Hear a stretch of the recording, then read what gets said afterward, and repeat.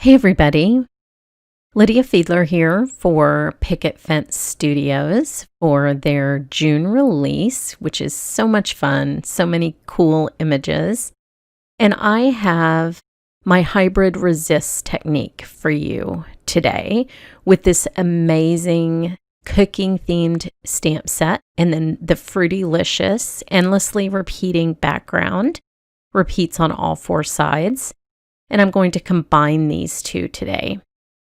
So I'll be creating a slimline card, so you'll notice that it's sticking out of the edge of my MISTI, and I also have this little bumper here made from a vinyl template that lets me stamp off both edges of my cardstock, but still keeps it secure. I'll be stamping the image in Picket Studios Intense Black ink. And I will speed this up a little bit because this is a little repetitive. But you'll see how the image goes off both sides of this slimline card. And a slimline card is perfect for using the endlessly repeating backgrounds because the folded width is less than 4 inches. It's 3.75 inches. So my background stamp can also go off of both edges of this card. This is such a fun image. It has so much detail, and I'm sure that you're all as tired of cooking as I am. I feel like I should get an award for how much cooking I've done. I don't know about you. So I've stamped the image again on a piece of masking paper so that I can mask this out to do the background. And I will just apply that to the card front. Now, the technique that I'm doing, I have another video that I'll link you to. I discovered by accident, and it works great with Gina K's Amalgam ink. I use Whisper, but any of the Amalgam inks would work. So once that's stuck down, I've just trimmed off the additional masking paper off the edges. And again, I'll be using this template because I will be stamping off the edge of the card.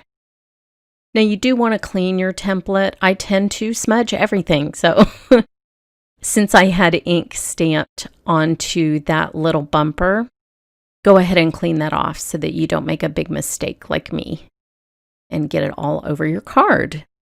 You could, if I ever committed a crime, you could solve it by the fingerprints that I leave all over my cards. But I won't commit a crime because I'm not that kind of person.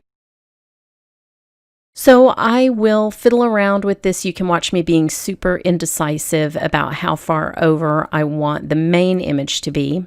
And then I'll use a piece of blue painter's tape to secure it down to the paper in my MISTI. Now, I love this Fruitylicious stamp. It can be limes, it can be lemons, it can be grapefruits, it can be oranges. Any citrus is perfect for this little background. And as I said, it repeats on all four sides. So you can use it on as large a project, as long a project, as tall a project as you want to. Once that is set up, I will ink it up in Amalgam, and this is where the magic of this technique happens. I'm using Whisper. This is a very pale ink, so I will stamp it several times so that I can see the images, although you don't need to see them super clearly, as you'll see during the technique, which is very fun. It's almost like a magic coloring technique. Now I'll do the same thing on the other side, and this time I'll have the opportunity to show you how this stamp repeats because I'll be filling in the rest of the card with this same design. So once it's set up, I will ink it up in Whisper, stamp it again, and then all you have to do is align the edges of the stamp when you go to stamp it a second time. Press extra hard next to the masked area just to make sure you get a clean image. I stamped with extra pressure right there. So you can sort of, if you look in from the side of the stamp, it's very easy to see where the designs line up. So don't worry that this is a difficult to line up stamp. It's really not. None of them are. And most of the 4x4 background stamps that Picket Studios has are these seamless, endless repeating designs. So once that's all stamped, I will show you the real magic of this technique, but not before I tell you about a terrible mistake that I made. Turns out that I discovered that this technique does not work on regular cardstock. So that Nina that you saw me stamping on in the beginning of this video, the technique doesn't work. All you see is yellow. You don't see the citrus.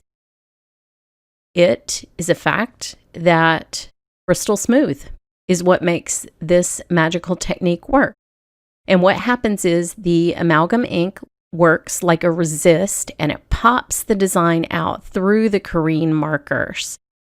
I have only tried these markers in this medium. I found this technique accidentally, as I told you before, and I was just wowed by it. I love how it brings very detailed stamps to life when you color over them with the Careen markers.